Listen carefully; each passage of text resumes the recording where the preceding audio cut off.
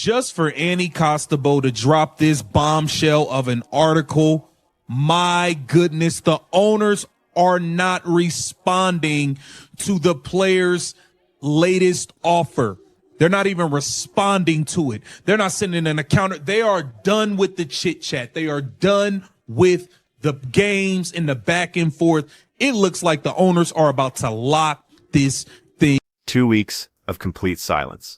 That's how long WNBA ownership has ignored the players' latest proposal, and we're now staring down a January 9th deadline that's less than 48 hours away. This isn't just poor communication anymore. This is ownership making their position crystal clear, without saying a word. When negotiations turn into radio silence, you're not looking at a stalemate.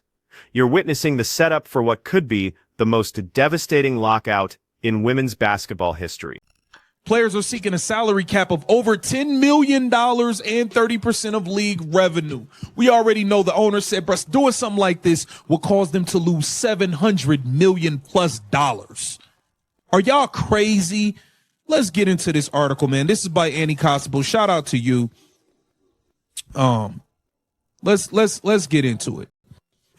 A little more than 48 hours. Front Office Sports confirmed what league insiders have been sensing since late December.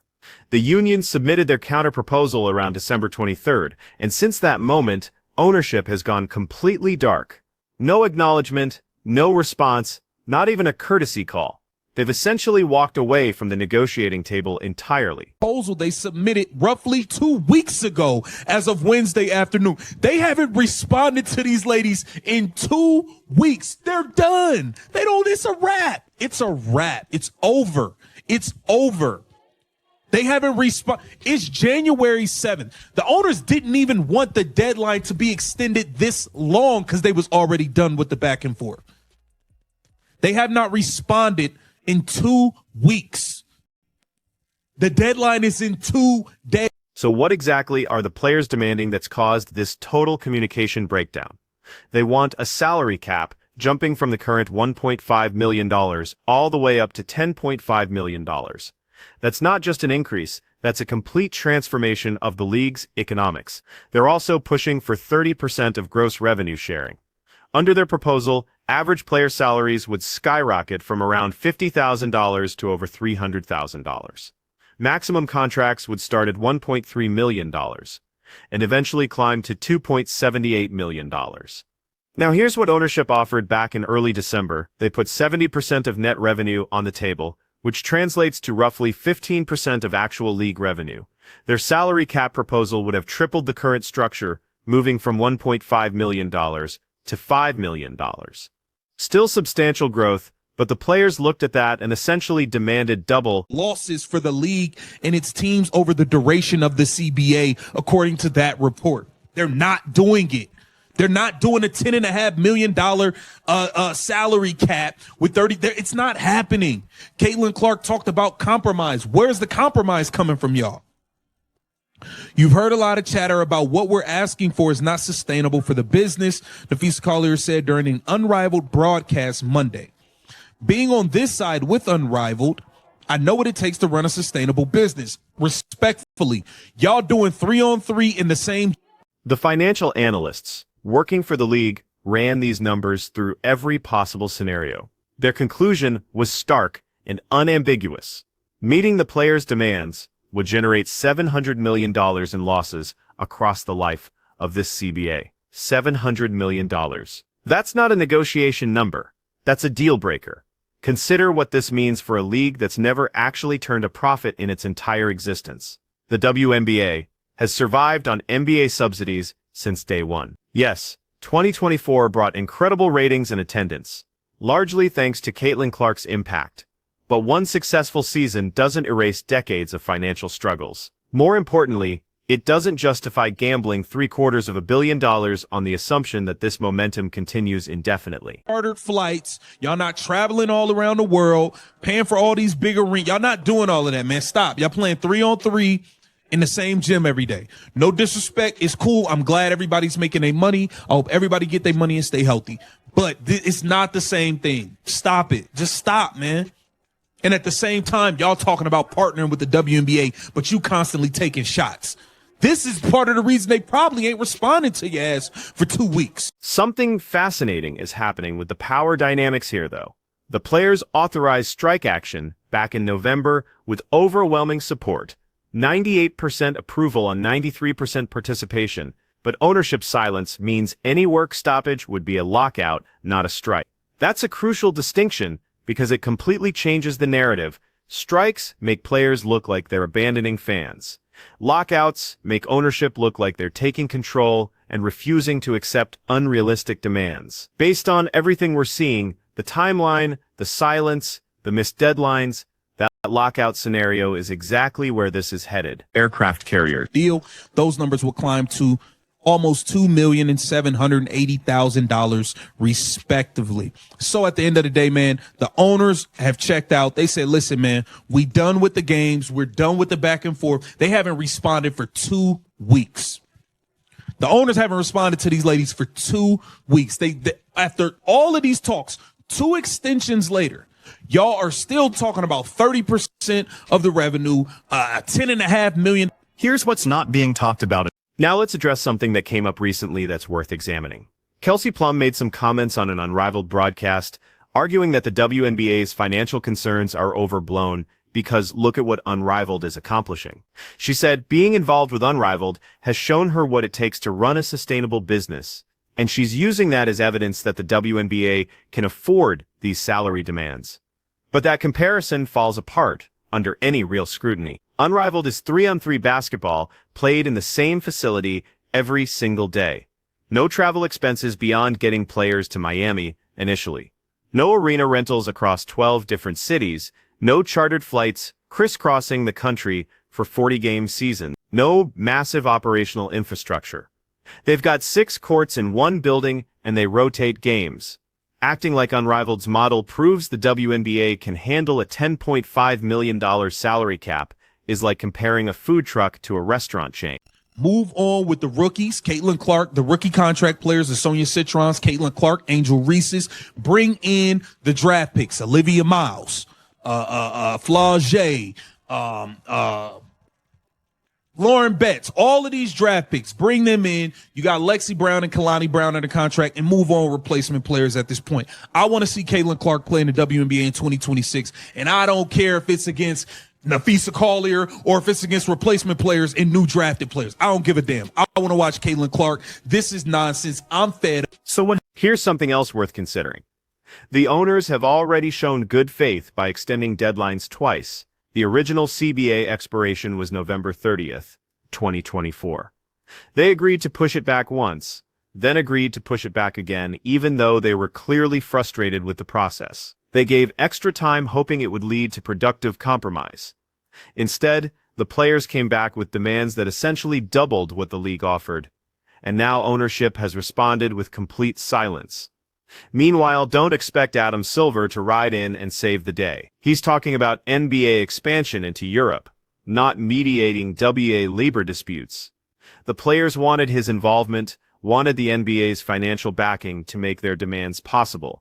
But Silver's absence makes it clear this is the WNBA's problem to solve independently. I want to watch this no more. They're not covering it. They're not talking about this stuff on ESPN, on Fox, nothing. Nobody's talking about Unrivaled. It's dead right now. I'm keeping it real. Even as a creator, when you create content about Unrivaled, the numbers is low. Nobody's really checking for it. Let's keep it real. Y'all playing games, and it seems like the owners are done with the back and forth. They have not responded for 2 weeks, and we are 2 days away from the January 9th deadline. It's about to be a lockout. Get down in the comments and let me know what you think. This is Keep the Vision. Make sure you like, comment, subscribe. Let's game out what a lockout. So what actually happens when January 9th arrives without a deal? 3 possibilities exist, though they're not equally likely. First, both sides could agree to another extension, but given ownership's radio silence, why would they extend when they're not even engaging with current proposals? Second, they could enter a status quo period, where the current CBA terms continue during ongoing negotiations. Under status quo, though, players could call a strike at any point, but only after terminating the extended agreement first, which gives ownership leverage by forcing players to make the first move toward a work stoppage.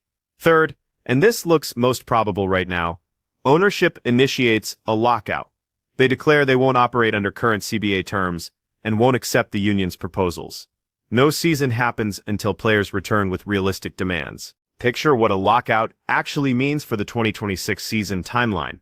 The draft is scheduled for April.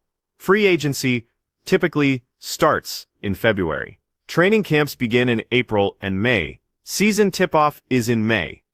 If ownership locks out players on January 9th, everything freezes. No signings, no trades, no camps, nothing moves forward.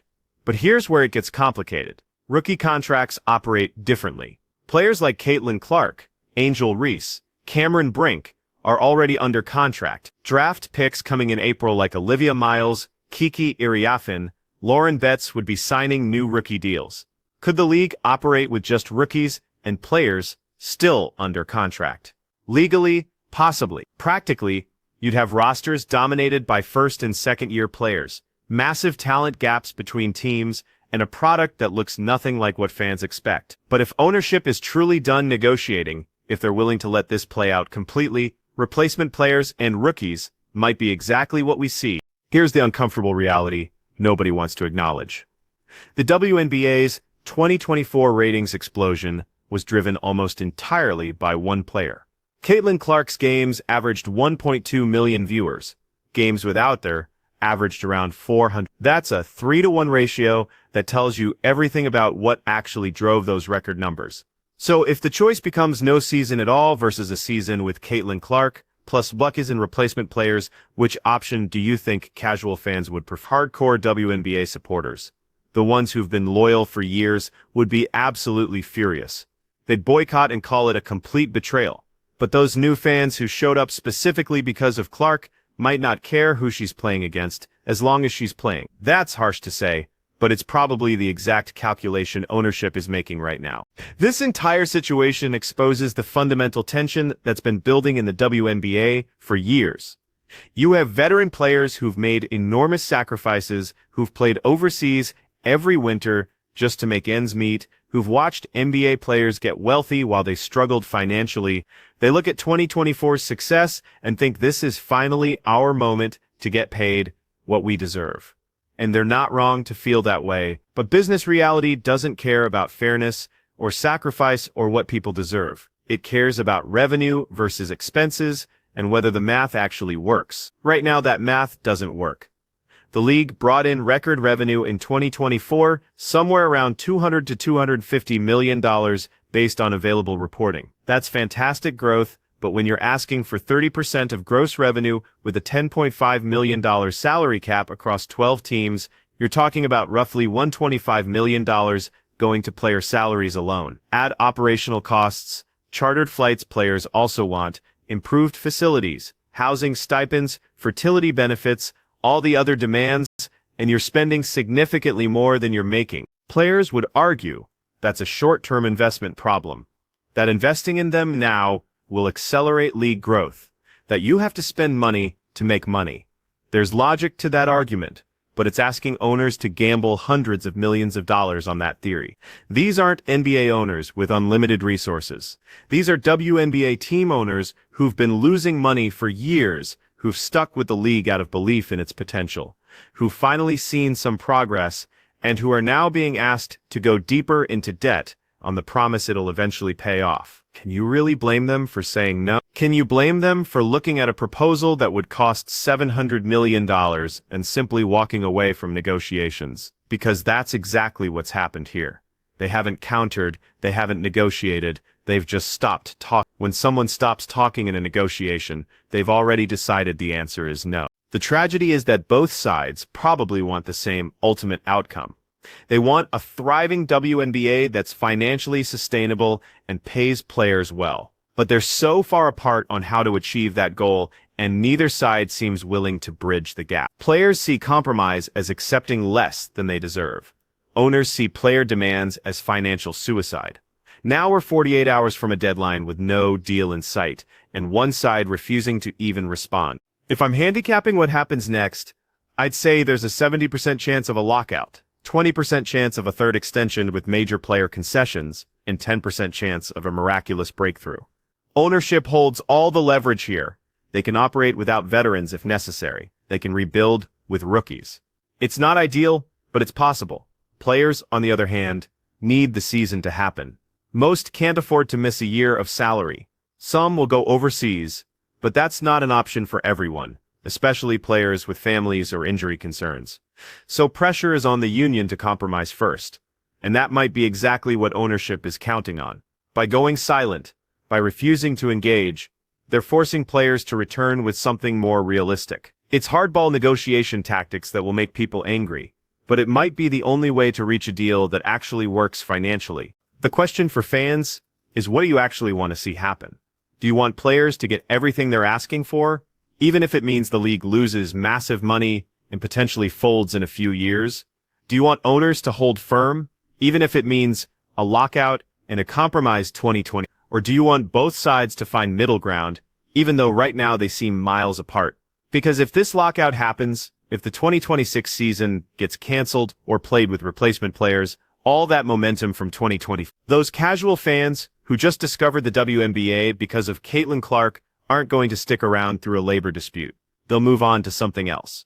And the league will be right back where it started, fighting for relevance, struggling for viewers, trying to prove it deserves to exist. That's what's really at stake here. Not just money, not just this one CBA, but the entire future trajectory of women's professional basketball in America. Right now, with 2 days until the deadline and ownership refusing to even respond to player proposals, that future looks more uncertain than it has in years.